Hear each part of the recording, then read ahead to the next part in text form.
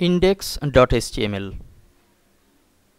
এখানে আমরা body command দেখতে পাচ্ছি। মূলত সকল কোডিংগুলো কিন্তু বডির মাঝেই অন্তর্ভুক্ত করতে হবে।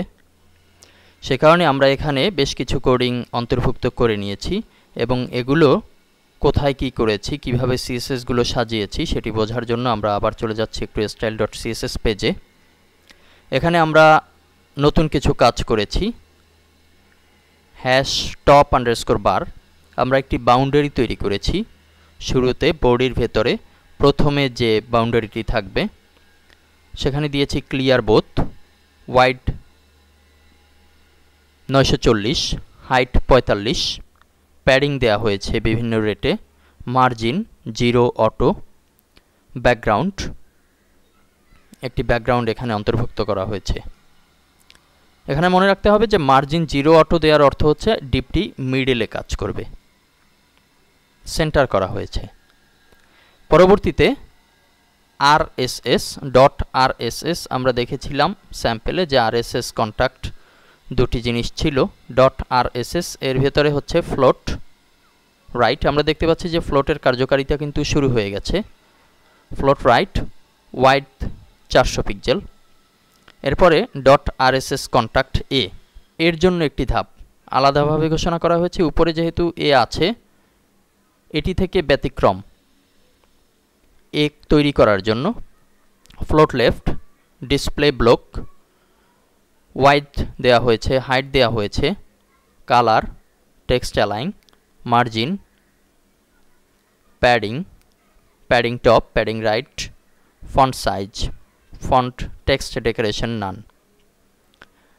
এই যে বিষয়টি করা হলো, এই ফ্লোটগুলোকে যদি সঠিকভাবে কাজ করানোর প্রয়োজন হয় তাহলে কিন্তু ক্লিয়ার বোথ, ওয়াইড এটি কিন্তু এখানে দেয়া অনেকটাই জরুরি। কেননা এই বিষয়গুলো না দিলে, ক্লিয়ার বোথ যদি দেয়া না হয় তাহলে কিন্তু ফ্লোট এখানে সঠিকভাবে কাজ করবে না। এখানে টপ বারে ক্লিয়ার বোথ কথাটি অন্তর্ভুক্ত করা হয়েছে।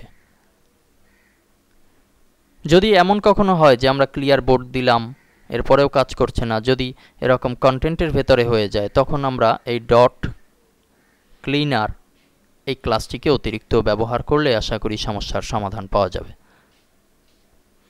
যেহেতু এর ভেতরে ক্লিয়ার বোথ আছে, ওয়াইড দেয়া আছে, এই বিষয়গুলো কিন্তু এখানেও যুক্ত করে দেয়া হয়েছে যাতে আমার এই কোডটি ব্যবহার করতে না হয়।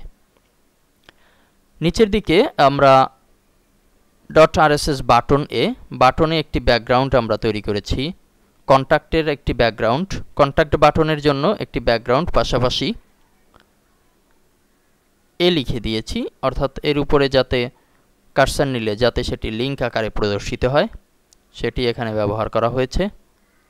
এবং বাটনটি, ব্যাকগ্রাউন্ডটি কোনো রিপিট হবে না, কিন্তু বটম রাইট, নিচে ডান দিকে অবস্থান করবে। উপরেরটি বটম রাইট, একই বিষয় অন্তর্ভুক্ত করা হয়েছে।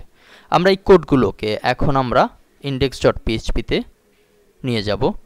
শুরুতে বডি দেওয়ার অর্থ হচ্ছে এখানে আমরা বডিতে যে জিনিসটি দেখেছি এই কোডগুলো কার্যকরী হবে। বডি নরমালি এই কাজগুলো করবে এখানে। এরপরে হচ্ছে div id টপ বার, যেটি আমরা এইমাত্র করেছি। আমরা বলেছিলাম যে হ্যাশ চিহ্নের অর্থ হচ্ছে আইডি। div id টপ বার এটি দেয়া হয়েছে, এটিকে কার্যকরী করা হলো। টপ বারের ভেতরে যে কোডগুলো আছে সেগুলো এখন কাজ করবে। এখানে একটি টপ প্যানেল 1 jpg নামে একটি ছবি অন্তর্ভুক্ত করা হয়েছে, এটি আমাদের ইমেজ ফোল্ডারের ভেতরে আছে। আমরা যে ছবিটি খুঁজছি টপ প্যানেল 1।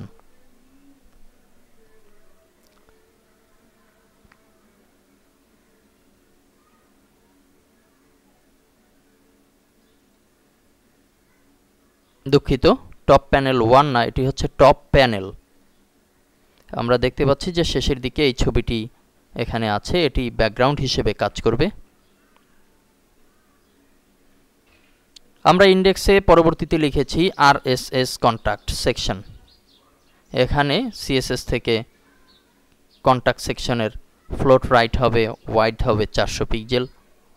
একটি সেকশন ঘোষণা করা হয়েছে, অর্থাৎ একটি বাউন্ডারি এখানে তৈরির ব্যবস্থা করা হয়েছে। ফ্লোট রাইট দিকে ডান দিকে একটি বাউন্ডারি তৈরি করা হয়েছে এবং তার ভেতরে আরএসএস কন্ট্যাক্ট নামে একটি, আরএসএস বাটন নামে একটি,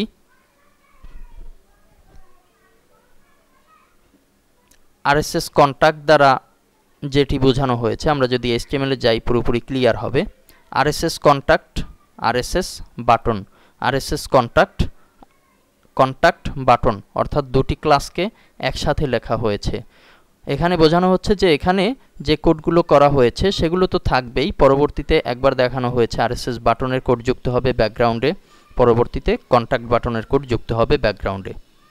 এজন্য এখানে দুটি করে ক্লাস একসাথে ঘোষণা করা হয়েছে।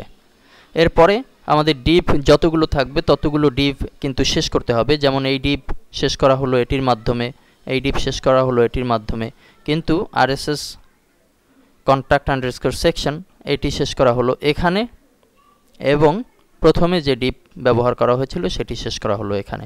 আমরা যদি আমাদের প্রিভিউতে যাই তাহলে আমরা দেখতে পাচ্ছি যে টোটালটাই ব্যাকগ্রাউন্ড বডিতে নেওয়া হয়েছে এবং উপরের দিকে আমাদের যে ইমেজটি ছিল সেটি ব্যবহার করা হয়েছে।